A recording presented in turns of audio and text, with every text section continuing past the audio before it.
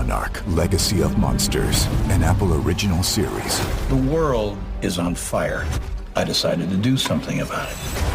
On November 17th. This place, it's not ours. Believe me. The most massive event of the year arrives.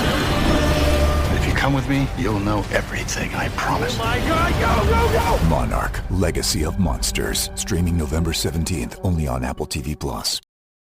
This episode is brought to you by Been Verified.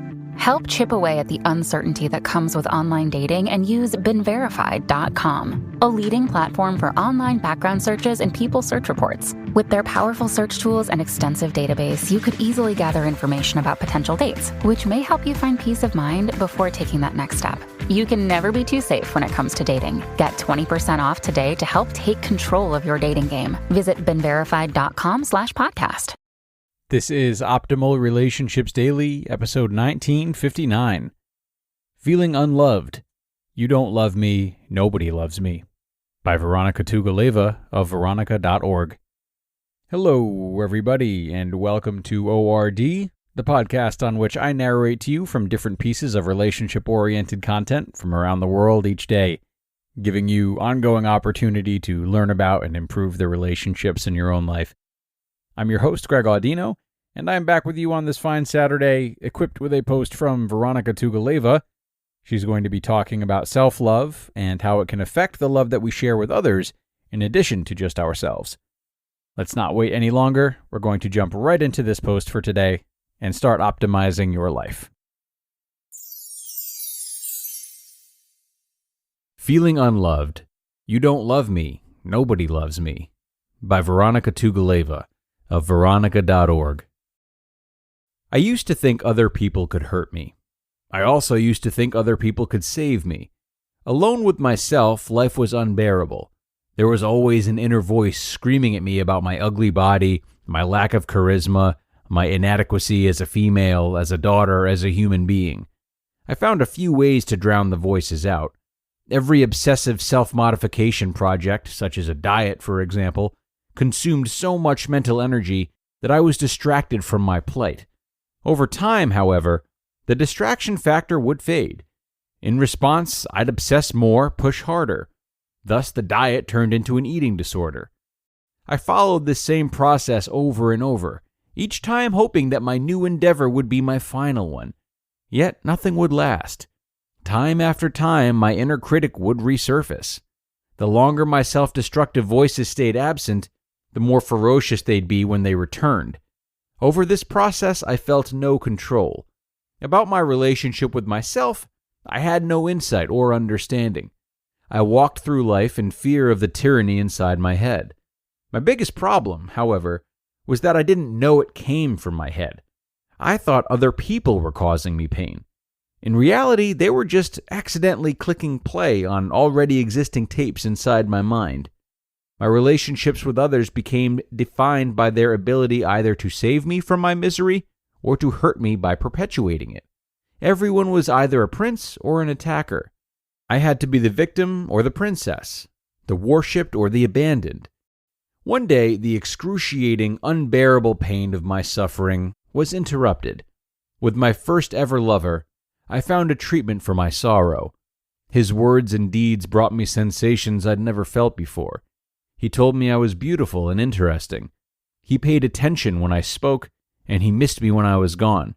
At first, I was in pure ecstasy. Soon enough, I was hooked. Next to him, everything else took second place. Nothing else mattered. There was only me, him, and that feeling of cosmic connection. He was my gateway. He was my entry ticket into eternity. Around him, there was no longer any pain.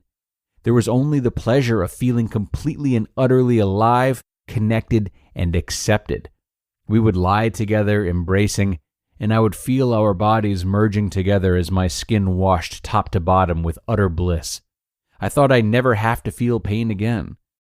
About a year into our relationship, after I'd shared with him the intimate stories of my life to date, he said to me words I have never forgotten.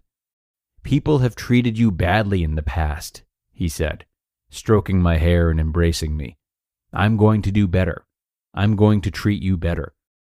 I remember thinking, right then and there, that it was the happiest moment of my life. And for a long time, it really was. I was convinced that the darkness had been vanquished and that he had been my savior. I thought I'd found the Prince Charming that most women could only dream about. Soon enough, the fairy tale showed its true face. We grew up and moved in together. Real life took over. He worked long hours and I went to school. He wasn't home very often, and I spent many nights with myself. Without him there, I was alone with my mind, my self-loathing, judgmental mind. The thing about hating myself was that I didn't realize I was doing it.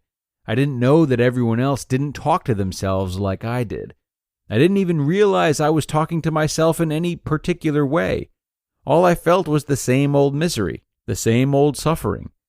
The moments without him became pure torture, and in my mind, it was all his fault. You don't love me. You told me you'd do better. I would hiss through tears and anger. That really stung. He'd promised to do better, and now he wasn't. The more I blamed him, the more he fought back. He started drinking heavily. He started spending even less time at home. When he did come, our arguments escalated into some of the most violent confrontations of my life. I left him, indignant and bitter, feeling like I deserved better, like I'd been done wrong once again. I entered my next relationship full of horror stories about my last one. He also promised to do better. For a while it was great, though definitely less powerful. By then I was already somewhat guarded. This whole love thing, I thought, wasn't what it seemed. It was a beautiful rose complete with hidden thorns. Nevertheless, I believed the promises, and for a while the pain abated. Within just 6 months, it returned full force. That same pattern continued to happen, not just in my romantic relationships, but also in my hobbies, friendships, and jobs. At first, novelty would dull the pain, but soon enough the same old darkness would return. I'd blame it on other people and circumstances, on my partner and the weather, on the time of day and the horrors of my past. I drove myself deeper and deeper into the darkness. I did things that made it harder and harder for me to face my own reflection. Eventually, I didn't face her at all. I lost all sense of morality and conscience. When I finally broke down, I broke down alone, having pushed everyone else away.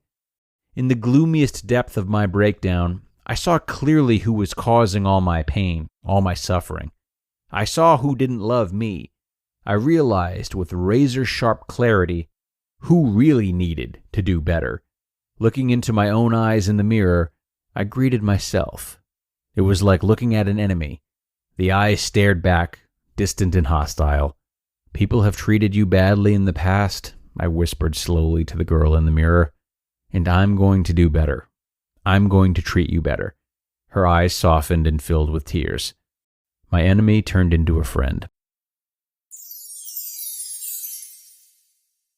You just listened to the post titled, "Feeling Unloved.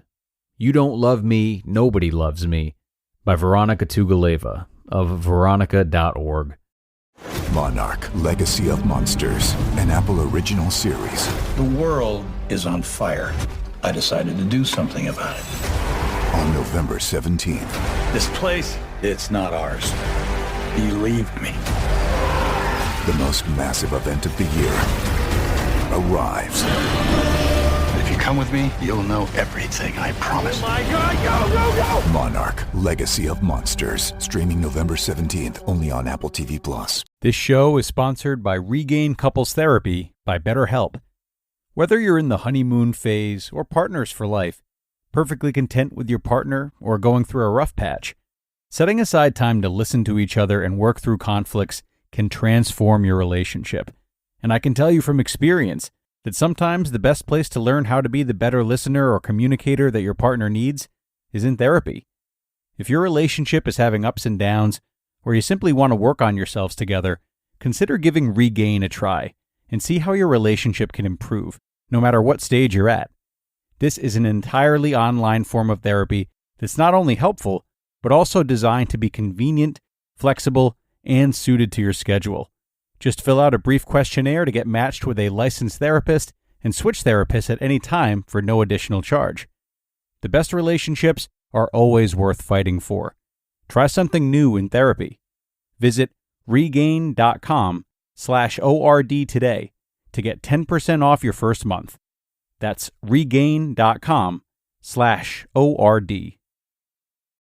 A very insightful and poetic piece from Vironika today, as we have come to expect from her. Thanks to her for that. She really is able to blend education and artistry in her writing, which is something that keeps everyone engaged and coming back for more, if you ask me. And as usual, the lesson she's touched upon today is spot on. Many of these recurring themes in our lives are easy to blame on others, right? Some of them we understand, and others we don't even realize are there. And while we can't always expect to know what lies dormant, or what's purely circumstantial, or what any relationship will turn out like, the choice we always do have that can help us get a better grasp of these things and more is the choice to hold ourselves accountable and take responsibility for that which hurts us. Even when we've done seemingly nothing wrong and have only been on the receiving end, we always have the opportunity to ask ourselves questions about what decisions we made to put ourselves in such a position. And this means of holding oneself accountable does not prevent others from being held accountable as well. So it's not the same as always blaming oneself and letting others walk over you. But it does allow you to rethink what people and situations you allow in your life and how you respond to them. So it's time to get out of here for now, everyone. Thank you so much for listening today and showing up for another wonderful post from Vironika Tugaleva. As always, we have more content ready for you tomorrow. 2 episodes, actually. So do come on back for that, and I hope to see you all there, where your optimal life awaits.